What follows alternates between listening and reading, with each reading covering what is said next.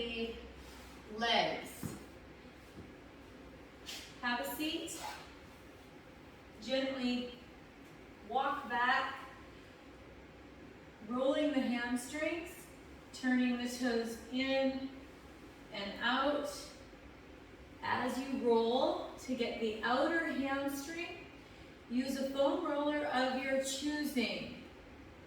As soft or hard or bumpy.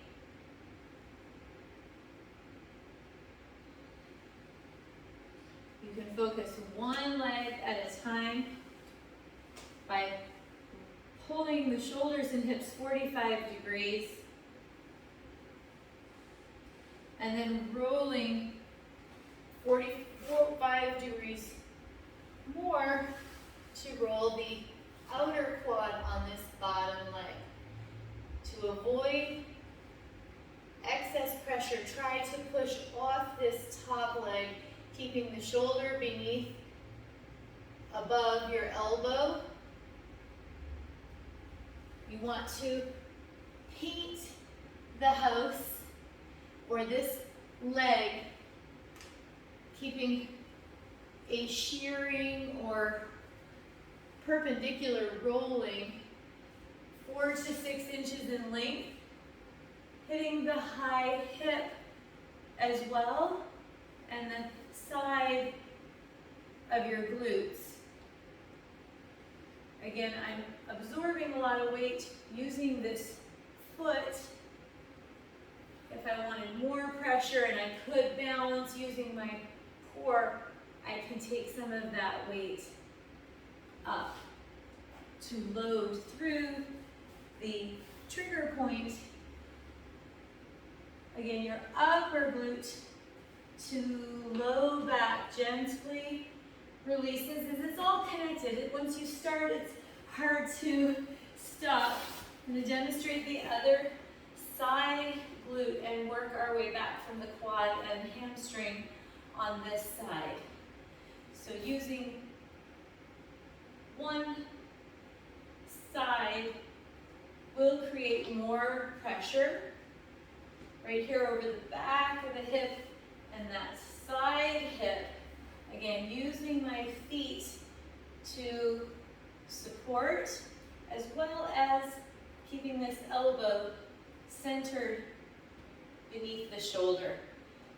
Foam rolling familiarity just comes from frequency and doing it consistently. The tissue should become more accustomed to the pressures and less sensitive to the work. I'm going to bring the roller all the way down for that outer quad, so my knee is pointing slightly downward. I'm not directly on the side. We want to find that outer quad. I think you'll know it when you find it. Again, using my other hand for support and my feet. So I'm not putting all my body weight in and then turning downward to move adjacent. High in the thigh as well of the quad group. And then that hamstring, bringing the foam roller beneath to the outer. It's also very helpful, always, to include the calves. They get forgotten, so just pointing, flexing, mobilizing the ankle.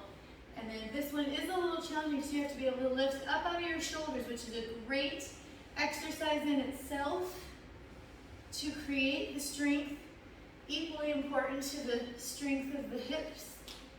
And you're just going to drag your bottom. So if that's really challenging, you're going to kind of leave your backside on the floor and then just turn the legs as you push and pull. Be very careful you're not shrugging, using the head and neck. So using those calves, since they are our first point of contact with any walking, jogging, stair climbing, even rowing, they are providing stability and communicating that to our brain, which informs the rest of our mechanics. So speaking of rowing and mechanics, from seated high on the roller, you just walk to elbows on the roller, lowering your bottom to the floor, and then continue to walk forward. Again, as much of your body can remain dragging kind of on the floor, which I know is a little bit awkward, but to the degree you can lift the hips, which means more pressure will be going into the roller. Use a softer roller on lean body parts to isolate one shoulder. You're going to step 45 degrees from the parallel of the roller.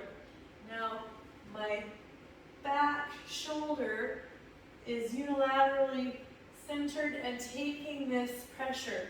Support the head with your other hand. Again, your hips can stay down, but now we are creating a spinal stretch as well.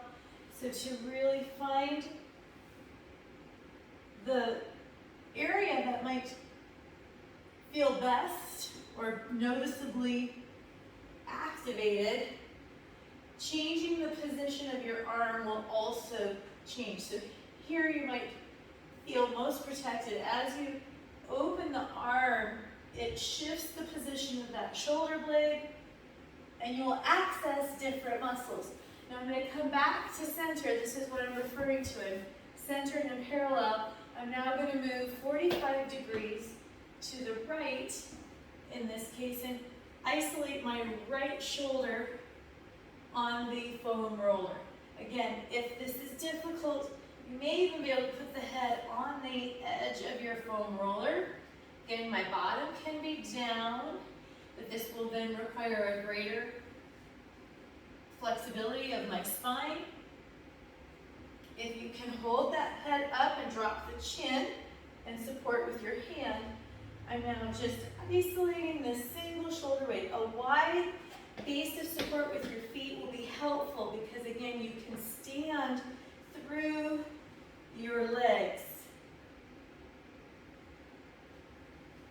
And finally, for upper back and neck, you're going to come all the way to the foam roller.